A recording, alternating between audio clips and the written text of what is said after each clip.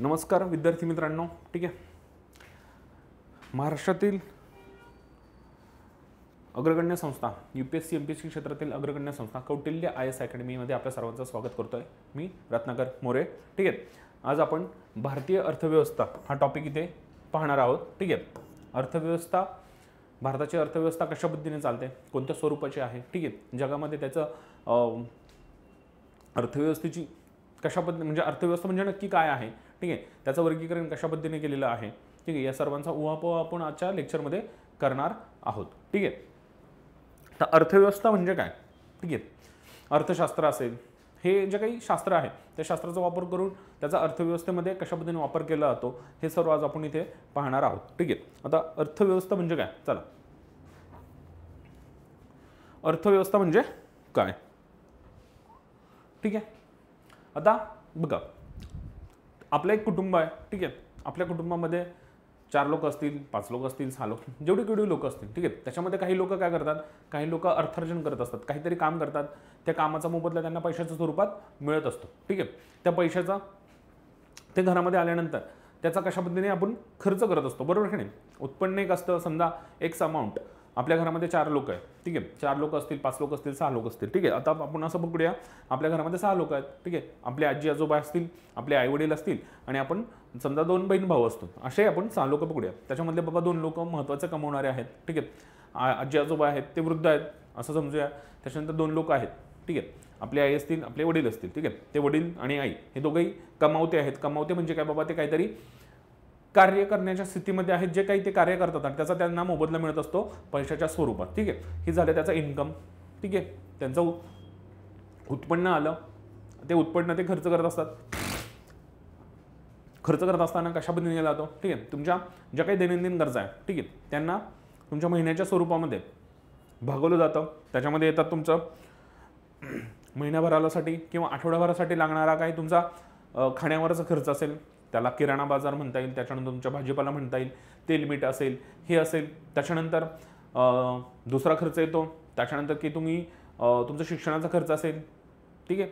तुम्ही असाल, तुमची बहीण असेल, भावंड असतील, त्यांचा शिक्षणाचा खर्च येतो, ठीक आहे. त्यांना शाळेला लागणारे वही असेल, पेन असेल, पुस्तक असेल, ठीक आहे. शूज असेल, ठीक आहे, याचा खर्च येतो. त्याच्यानंतर बाबा कपडा लत्ता येतो, ठीक आहे. सर्वांना लागणारे जे काही पुरेसे कपडे असतात घरामध्ये त्याचा खर्च येतो. त्याच्यानंतर हे सर्वांच्या कुटुंबामध्ये जेवढे लोक आहेत, ठीक आहे, आजी आजोबा असतील, आईवडील असतील, आपण असो, प्रत्येकाच्या आरोग्याचा काही ना काही खर्च असतो, ठीक आहे. आजी आजोबा असतील, समजा त्यांची तब्येत व्यवस्थित नसेल किंवा काय, त्यांना ठराविक काळानंतर औषध पाणी लागत असेल तर त्याचाही खर्च असतो, ठीक आहे. ते एवढा खर्च करून त्याच्यानंतर काही खर्च शिल्लक ठेवला जातो. त्याच्यानंतर बाबा तुम्ही वाहनं वापरता, आपल्या घरामध्ये काय असतं, वाहन असतं, त्यानंतर इलेक्ट्रिसिटी असते, यांचे बिल असतात, ठीक आहे.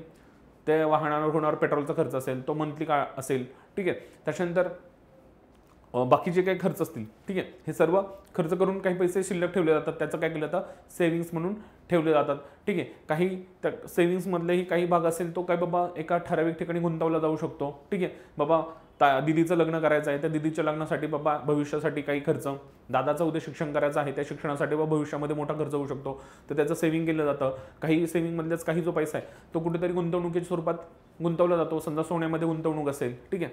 काही बाबा बॉन्ड्स असतील, काही कंपनीचे शेअर्स असतील, अशा पद्धतीने ते पैशाचं अरेंजमेंट केलं जातं, ठीक आहे. तर ही जी सिस्टीम आहे त्या घराची, याला बोललं जातं त्या घराची अर्थव्यवस्था, ठीक आहे. याला त्या घराचं अर्थकारण बोललं जातं. इथे उत्पन्न, त्याच्यानंतर तिथून केला जाणारा म्हणजे त्या घरामध्ये येणारा पैसा आणि त्याचा खर्च होणारा पैसा आणि त्या खर्चाचं पुन्हा नियोजन कशा पद्धतीने केलं जातं, ह्या सर्व एक सिस्टीमला अर्थव्यवस्था बोललं जातं. आता ती अर्थव्यवस्था घराच्या स्वरूपावर आहे, ठीक आहे. म्हणजे ती मायक्रो लेवलला आहे, ठीक आहे. त्याचंच मोठं व्हर्जन बाबा समाजामध्ये पण तसंच पद्धतीने चालतं आणि तसंच राज्य पातळीवर सुद्धा चालू शकतं, देश पातळीवर सुद्धा तशीच व्यवस्था असते, ठीक आहे. अशा पद्धतीचं की बाबा कुठून पैसा येतो, कशा पद्धतीने तो जातो, कशा पद्धतीने तो खर्च होतो, कशा पद्धतीने आपण सेव्हिंग्स करतो, कुठे कुठे तो लावला जातो, जेणेकरून बाबा आपण त्याचा चांगल्या पद्धतीने वापर आपल्या उत्क्रांतीसाठी, ठीक आहे, किंवा आर्थिक प्रगतीसाठी करू शकतो. तर ही जी संपूर्ण व्यवस्था आहे यालाच आपण अर्थव्यवस्था थोडक्यात म्हणत असतो, ठीक आहे. घर हे त्याचं छोटंसं एक एक्झाम्पल झालं, ठीक आहे.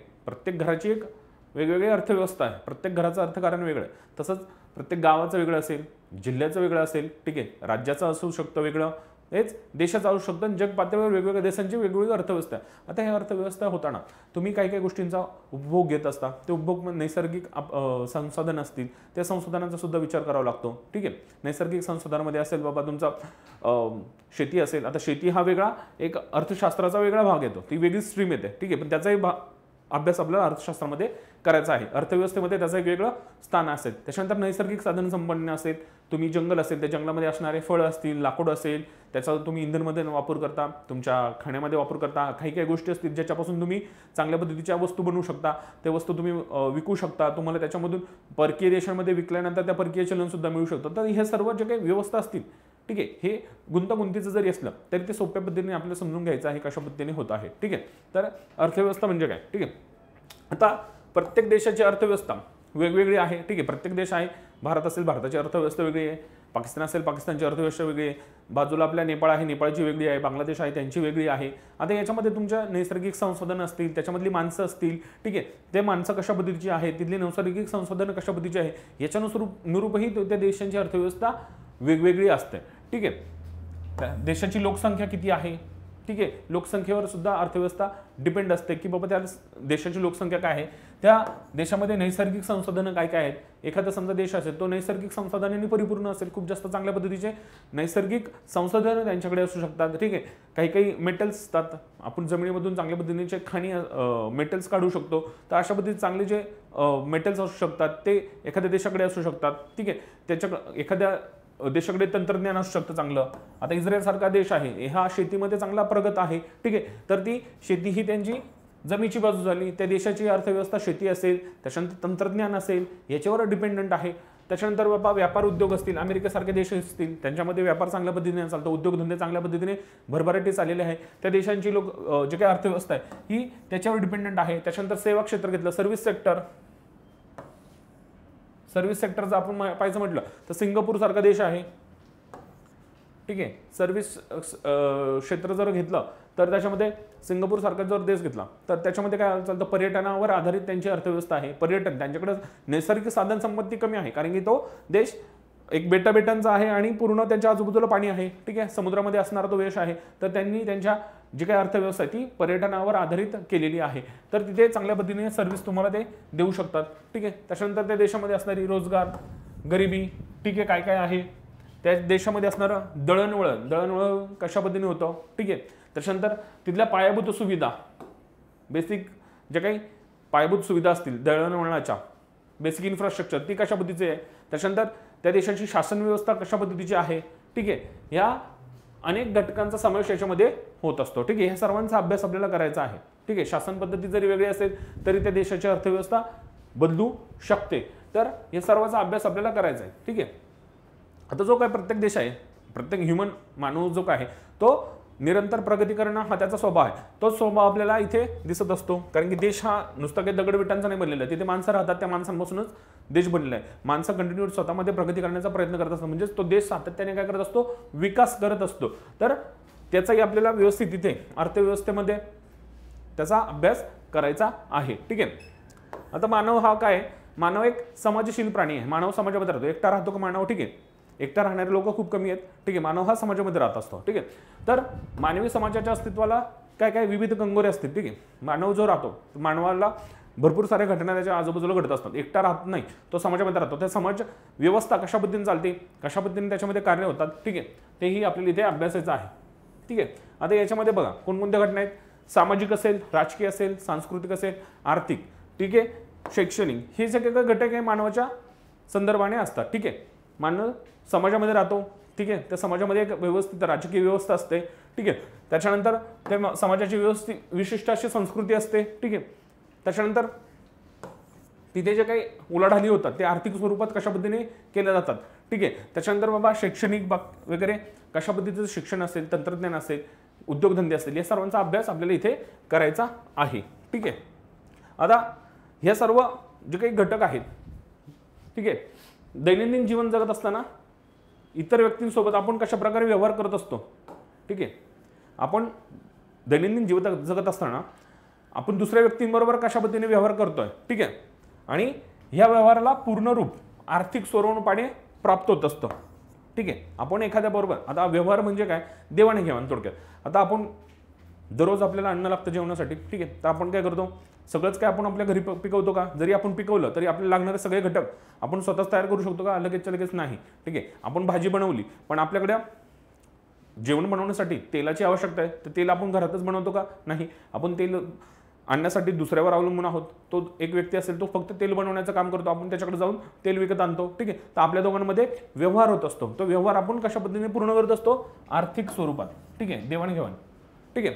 पूर्वी ही सिस्टीम बार्टर पद्धतीने होती, वस्तूंची देवाणघेवाण याच्या रूपामध्ये चालत असायची, पण आता ही पैशांच्या स्वरूपात आपण पूर्ण करत असतो. आर्थिक स्वरूप म्हणजे काय, याच्यामध्ये पैशांच्या स्वरूपाने त्याला पूर्णत्व येत असतं, की आपण त्याला ते काही, मला तेलाची आवश्यकता आहे, मी त्याला पैसे देणार, त्या तेलाची जी काही किंमत असेल ती मी त्याला पैशाच्या स्वरूपात देत असतो, आणि त्याच्या बदल्यात तो काय देत असतो, मला तेलाची बॉटल देत असतो किंवा तेल देत असतो, ठीक आहे. याला काय बोलतात, आर्थिक व्यवहार, ठीक आहे.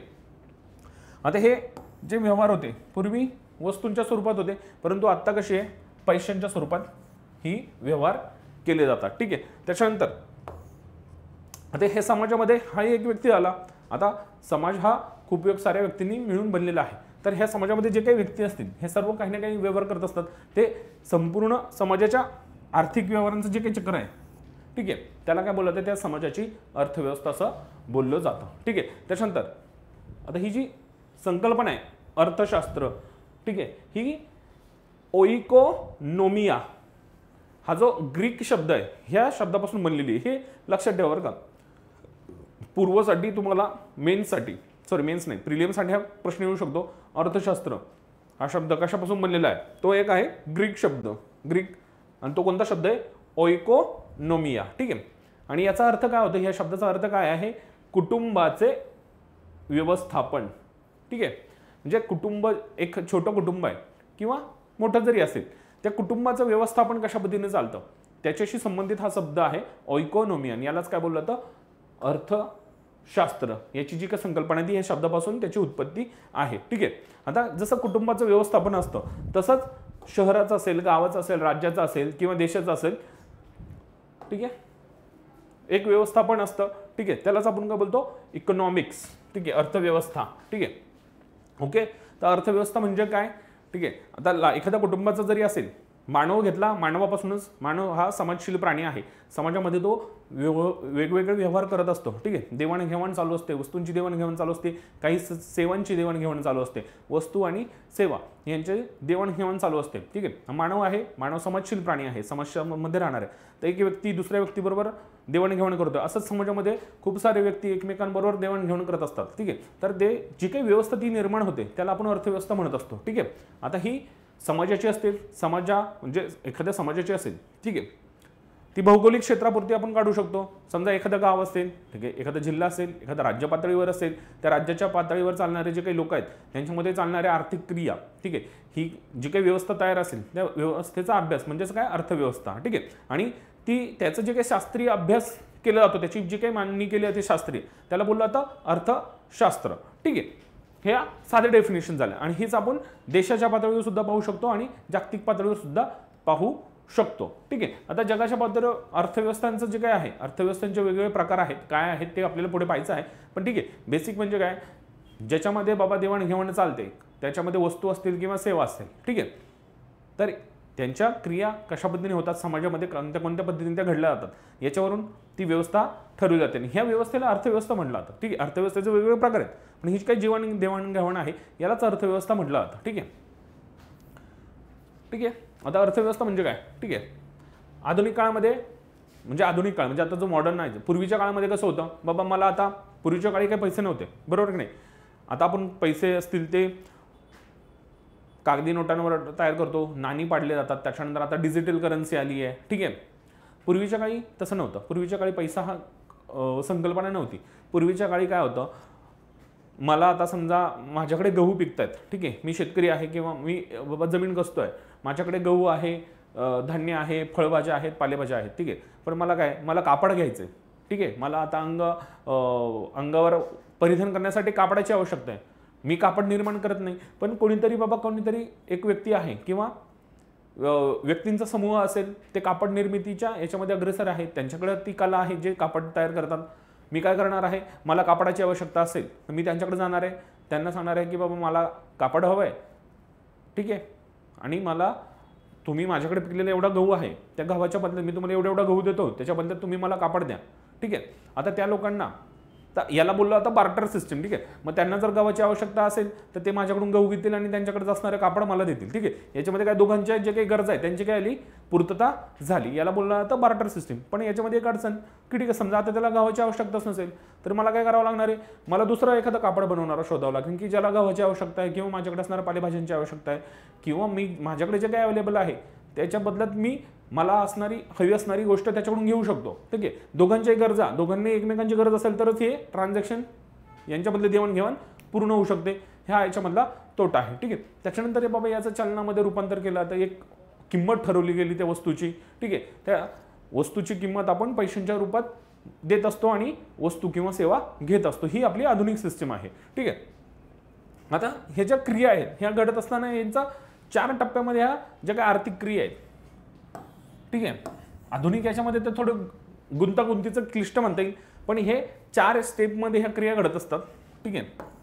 आता ह्या ज्या आर्थिक क्रिया आहेत त्या 4 टप्प्यात घडतात. पहिली आहे उत्पादन, ठीक आहे, प्रोडक्शन, बरोबर की नाही. कोणती वस्तू असेल त्याचं काय करावं लागणार, उत्पादन करावं लागणार आहे. सेवा असेल, तुमची सर्व्हिस असेल त्याचं ती तयार करावी लागणार आहे, ठीक आहे. आता समजा मला हॉटेल चालवायचं, ठीक आहे. हॉटेल चालवण्यासाठी माझ्याकडे काय हॉटेल असणं गरजेचं आहे, प्रोडक्शन हाऊस माझ्याकडे असणं गरजेचं आहे ना, की एखादा व्यक्ती आला, मला बाबा डालबाटी बनवून द्या, मला मेस चालवायची आहे किंवा मला भूक लागलेली आहे, मला राईस प्लेट हवी आहे, त्यासाठी ती राईस प्लेट तयार करणारा कोणतरी पाहिजे ना, ती सर्व्हिस देणारा म्हणजे तयार करणारा कोणतरी हाऊस असेल तर तिथून ते प्रोडक्शन तयार होणार आहे, नंतर मी त्याचं कन्झम्पशन करणार आहे, ठीक आहे. म्हणजे बाबा उत्पादन क्षेत्र याचं पहिली पायरी. दुसरी आहे वितरण, डिस्ट्रीब्युशन, ठीक आहे. एखादं उत्पादन बनवलं, ठीक आहे, ते लोकांपर्यंत पोहोचवायचं आहे, ते कशा पद्धतीने पोहोचवायचं, कशा पद्धतीने ते तिथपर्यंत गेलं पाहिजे, लोकांपर्यंत सर्वांपर्यंत पोहोचवायचं आहे, त्याची एक सिस्टीम ठरवलेली असते. आता समजा मी कृषीमध्ये काम करतोय, ठीक आहे, माझ्याकडे काही प्रॉडक्ट आहेत पण ते बाबा 4 दिवसामध्ये खराब होणार आहे, ठीक आहे, आणि मला लांबपर्यंत पोहोचवायचं आहे.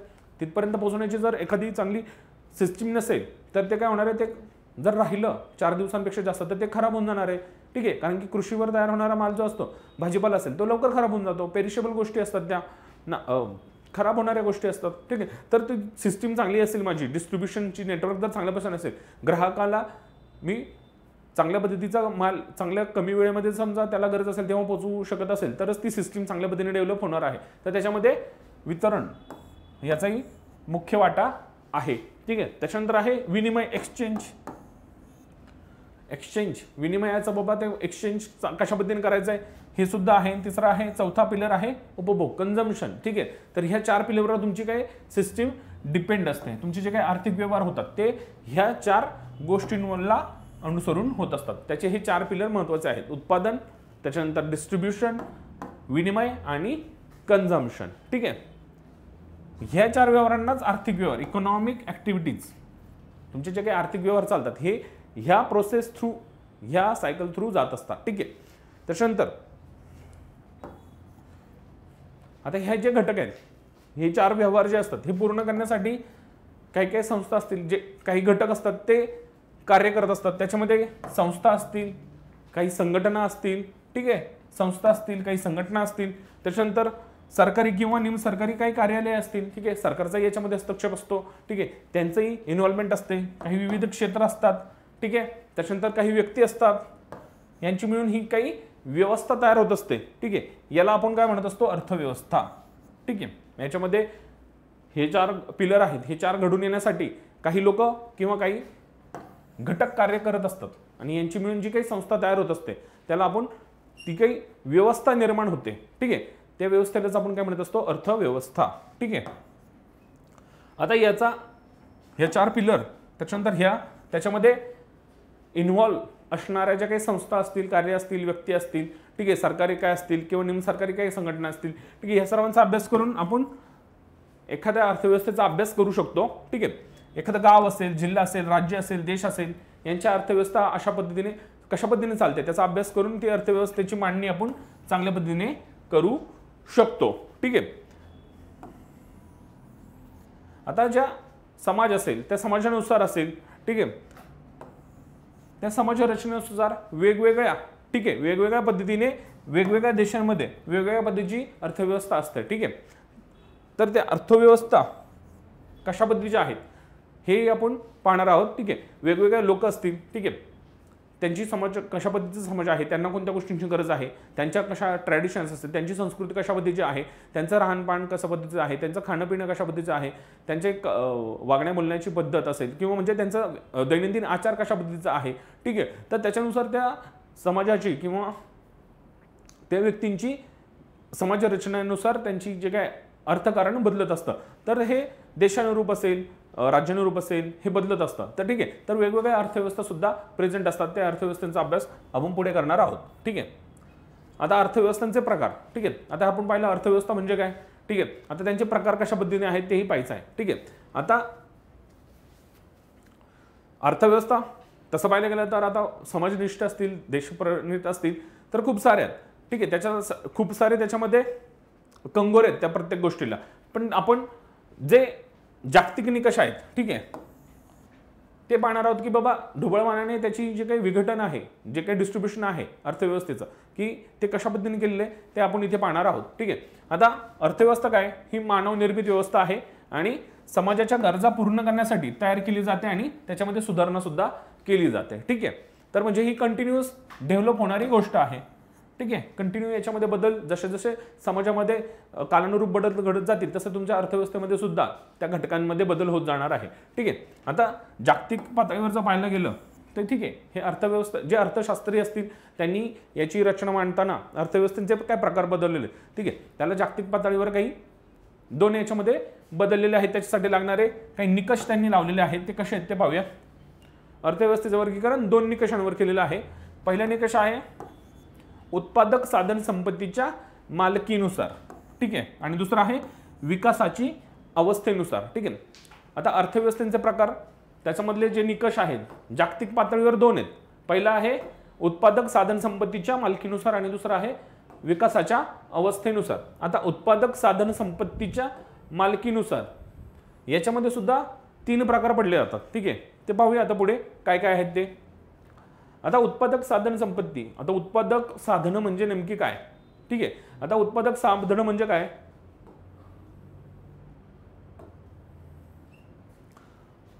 कोणतंही प्रोडक्शन घ्यायचं असेल. आता आपण राहतो पृथ्वीवर. पृथ्वी म्हणजे काय, पृथ्वीला एक भौगोलिक परिस्थिती येते. ते भौगोलिक परिस्थिती म्हणजे काय, तुमची आली जमीन. ठीक आहे, कोणतेही प्रॉडक्ट समजा उत्पादन तयार करायचं आहे. ठीक आहे, त्याची ती कोणत्या तरी तुम्ही क्षेत्रफळावर तयार करणार की हवेत तयार करणार, बरोबर की नाही. तुम्ही क्षेत्रफळ लागणार आहे, त्याला जमिनीची आवश्यकता आहे, जागा. ठीक आहे, ते तुमचं उत्पादक साधन झालं. ठीक आहे, त्याच्यानंतर आलं श्रम. ठीक आहे, श्रम म्हणजे काय, तुम्ही व्यक्ती आहात, तुम्ही व्यक्ती काहीतरी काम करणार आहात, त्याच्यामध्ये त्या व्यक्तींचा सहभाग असेल, त्यांनी काय केलेले जे काही कष्ट आहे त्याचाही सहभाग ह्याच्यामध्ये घेतला जातो. ते पण साधन एक मीडियम आहे. ठीक आहे, त्याच्यानंतर भाग भांडवल. ठीक आहे, आता एखादी व्यक्ती एखादी वस्तू तयार करायची आहे तर त्यासाठी काहीतरी इनपुट द्यावं लागेल. ठीक आहे, भाग भांडवल काहीतरी त्याला बनवावं लागेल, काहीतरी त्याच्यामध्ये पैसे आता आपण आधुनिक स्वरूपाचा विचार करतो, याच्यामध्ये पैशाच्या स्वरूपात आपण करत असतो भाग भांडवल, बरोबर की नाही. त्याच्या एखादा वस्तू तयार करायची त्यासाठी काय लागणार, तुम्हाला पैशांची आवश्यकता लागणार आहे. ठीक आहे, त्याच्यानंतर उद्योजकता कोणीतरी त्याचा मालक असणार आहे, कोणाच्या तरी ते देखरेखीखाली कोणाच्या तरी ती मालकीची वस्तू असणार आहे. तर ठीक आहे, उद्योजकता यांना काय बोललं जातं, उत्पादकाची साधनं. याला काय बोललं जातं, उत्पादकाची साधनं. आणि ठीक आहे, आणि याच्यावर कोणाची मालकी आहे. ठीक आहे, ही साधनं कोणाच्या मालकीची, त्याच्यानुसार त्यांचा प्रकार पडतात पुढे तीन याच्यामध्ये.